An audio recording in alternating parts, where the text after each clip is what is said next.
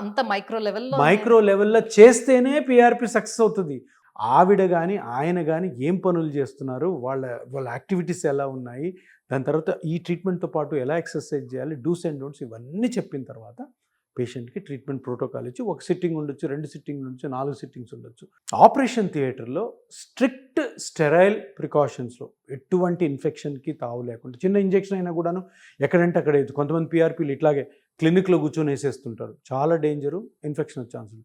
Operation థియేటర్కి తీసుకెళ్ళి dress change చేసి ఒక కోడింగ్ పెట్టి ఆ లోపల తీసుకెళ్ళి లోపల నీట్గా అన్ని స్టెరైల్ కండిషన్స్లో ఎటువంటి ఇన్ఫెక్షన్ లేకుండా బ్లడ్ తీసుకొని ఆ బ్లడ్ని ప్రాసెస్ చేసి ప్రాసెస్లో గ్రోత్ ఫ్యాక్టర్స్ పికప్ చేసి ఆ గ్రోత్ ఫ్యాక్టర్స్ని మనం స్కానింగ్ చేసినప్పుడు మనకు తెలిసింది కదా కార్టిలేజ్ ఎక్కడ జరిగిందో అది మనము ఐడెంటిఫై చేసుకొని అక్కడ మళ్ళీ లోకల్ అనస్థీషియా ఇచ్చి నొప్పి లేకుండా చిన్న ఇంజెక్షన్ ద్వారా ఈ గ్రోత్ ఫ్యాక్టర్స్ని వదిలి వచ్చేస్తాం.